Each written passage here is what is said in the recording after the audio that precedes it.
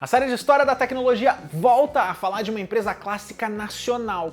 Depois de contar a trajetória da Prológica, é óbvio que a gente não podia deixar de fora a Microdigital, outra fabricante da mesma época que tinha estratégias muito parecidas, se deu muito bem por um tempo, mas também teve o seu fim cedo demais. Para saber a origem, os modelos clássicos e também que fim levou ela, primeiro não se esqueça de deixar aquele joinha esperto, porque a pesquisa foi difícil. Se inscreve no canal do Tecmundo se você ainda não é inscrito e toca no sininho para receber notificação cada vez que o vídeo for enviado. Beleza? Então vamos lá para a história da Microdigital.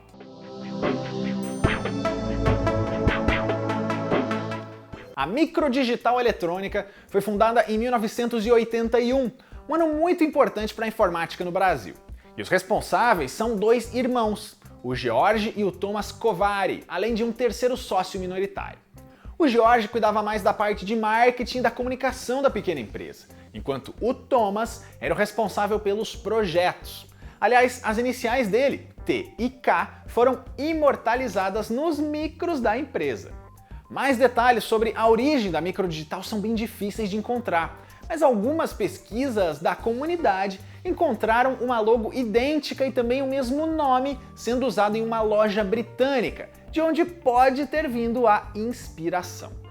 O fato é que o primeiro micro da empresa apareceu já em 1981, durante a primeira Feira Internacional de Informática, um evento que foi realizado lá no pavilhão do AMB em São Paulo, com centenas de milhares de visitantes, numa época em que a computação estava começando. Infelizmente, tem quase zero de material sobre esse evento, mas ele serviu de lançamento de alguns dos primeiros computadores pessoais e domésticos do país. Um deles foi o TK-80, o primeiro dos irmãos Kovári.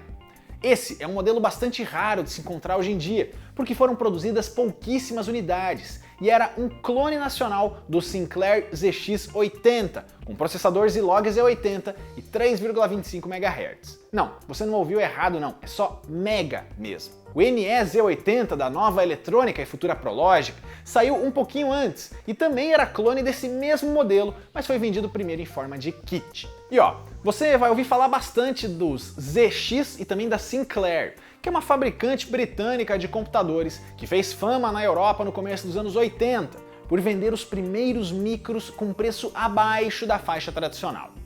Ela foi fundada pelo Sir Clive Sinclair, um inventor que depois foi até trabalhar com veículos e televisores, e vendeu os direitos da marca depois do seu auge.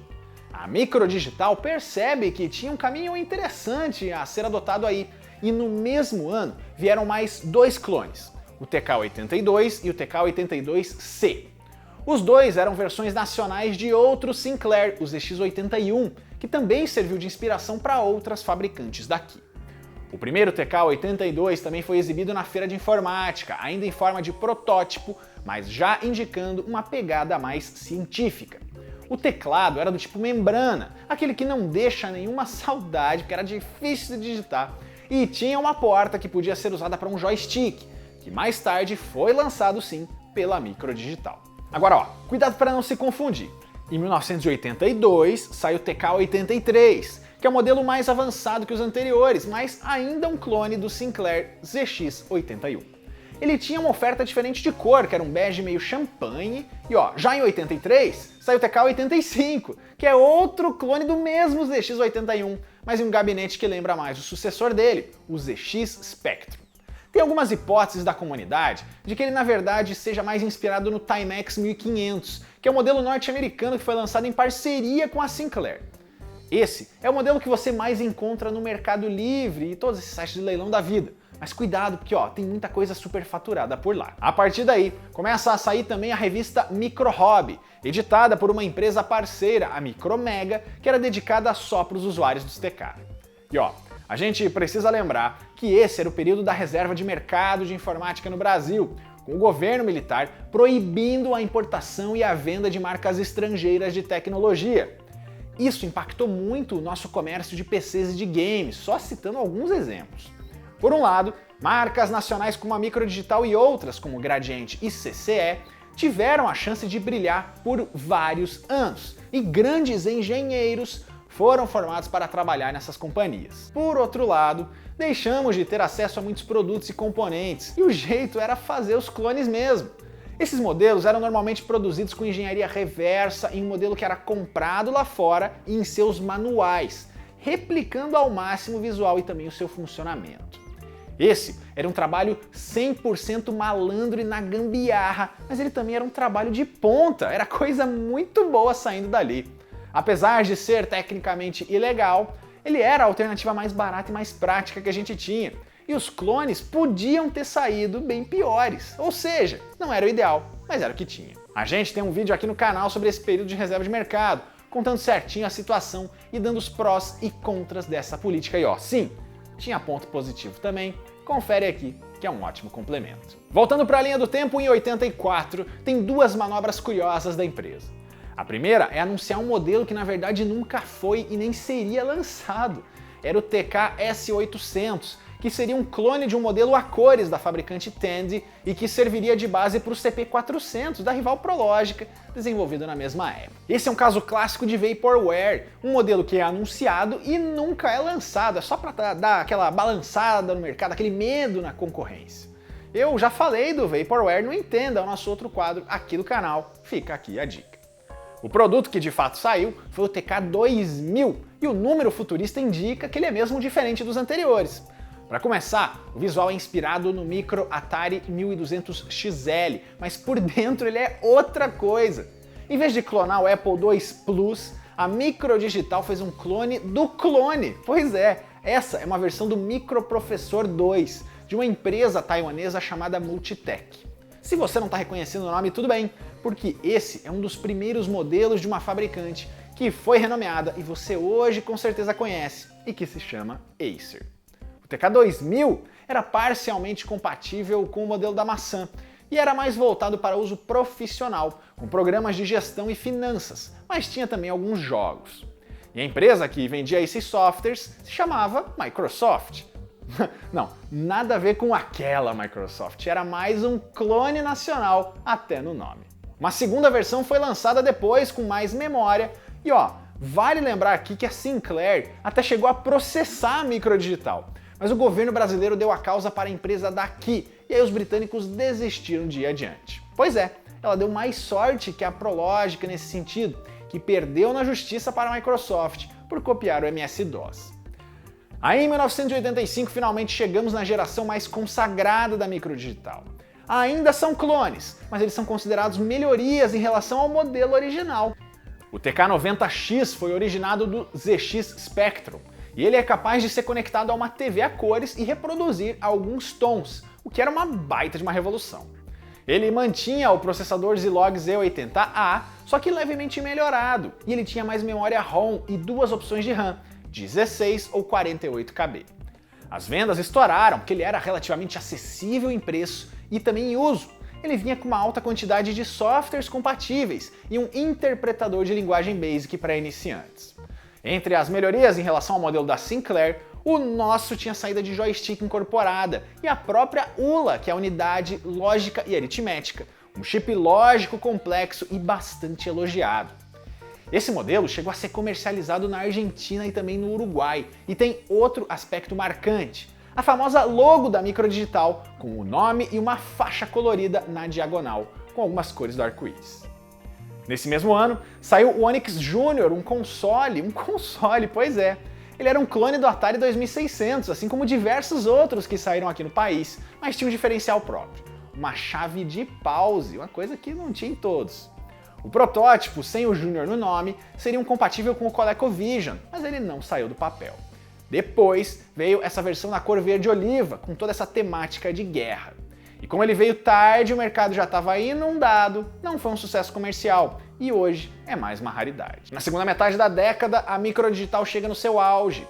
Ela chegou a ter 60% do mercado nacional de computadores, o que é muita, mas muita coisa.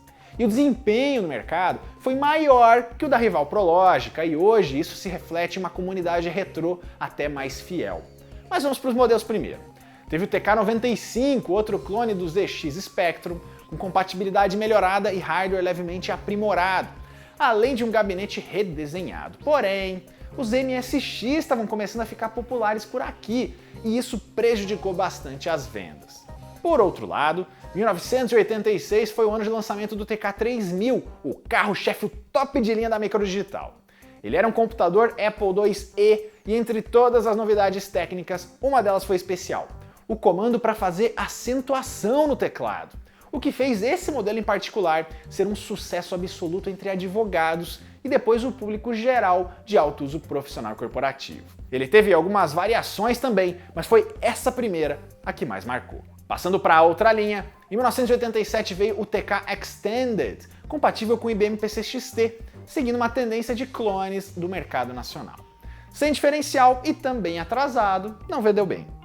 Isso foi compensado pelo menos pelo seu sucessor, o TK Portable, que foi um dos primeiros micros brasileiros transportáveis, já que o gabinete era tipo uma maletinha com alça, apesar de bastante pesado. Ele ainda tinha um visor LCD, que era novidade para a época, e foi produzido com a fabricante terceirizada. No fim dos anos 80, a política de reserva de mercado estava afrouxando e o modelo podia ser só montado no Brasil. O último computador da Microdigital é de 1990, o LT1600, ou First, que foi um laptop brasileiro. Hoje a gente está acostumado com notebooks lindíssimos, finíssimos, um visual bem diferente do que era na época. No fim da linha, ela chegou até a lançar um teclado, o Rhythmic 2, pois é um instrumento musical mesmo. É um dos últimos produtos da Microdigital que se tem registro, porque a empresa quebrou no comecinho da década de 90. Aliás, provavelmente sentindo essa mudança, o cofundador Thomas Kovári foi para o lado de representação comercial de marcas de instrumentos musicais, com uma empresa chamada Van Hal. São dois motivos que são atribuídos ao fim da marca. Para começar, o governo de São Paulo fez uma licitação que incluía a empresa e ela gastou bastante para entregar os produtos. Só que aí cancelaram esse pedido e deixou a marca na mão. Foi uma dívida enorme que pesou demais nas contas da empresa. Isso lembra um pouco o que rolou com a Gurgel, por exemplo, a montadora brasileira, que já foi tema aqui do canal. Além disso, o governo Fernando Collor abriu a economia, permitindo que as multinacionais de tecnologia, as gigantes estrangeiras, finalmente chegassem oficialmente no país. As nacionais, mal acostumadas só com a concorrência local, perderam muito em pouco tempo, e a grande maioria delas ou sobreviveu nos bancos ou então durou com outros eletrônicos, mas foram falindo. Scopus, Itautec, Cobra, Prológica, Gradiente e CCE, outras gigantes nacionais desse período, já ganharam episódio aqui no canal. Se você quiser, dá para fazer uma maratona super especial de informática brasileira. Sobre a Microdigital, a comunidade retrô brasileira é bem ativa em debater e também em trabalhar nos modelos da empresa. Tem até gringo que pirou nos clones melhorados. E esse vídeo não seria possível sem materiais desenvolvidos por essa galera, como o site Clube do TK90X e o podcast Retrocomputaria, que entrevistou Cláudio Cassins, que trabalhou por anos lá durante toda essa trajetória. Não deixa de conferir essas duas fontes se você é fã da marca. E essa é a história da Microdigital, outra empresa brasileira clássica que tem muita história legal para contar, apesar de ser difícil de encontrar coisa por aí e que infelizmente agora só existe na memória. Se você quiser ver a história de uma empresa, de um produto ou de um serviço aqui no quadro, é só deixar o seu comentário. E ó, esse é só um resumo, é só um recorte, então muita coisa pode ter ficado de fora. Vamos conversar aqui embaixo também. As fontes que foram utilizadas na pesquisa estão aqui na descrição. E não se esqueça de conferir ainda a playlist do quadro, porque aquela história que você tanto quer ver já pode ter sido contada por aqui. Até a próxima!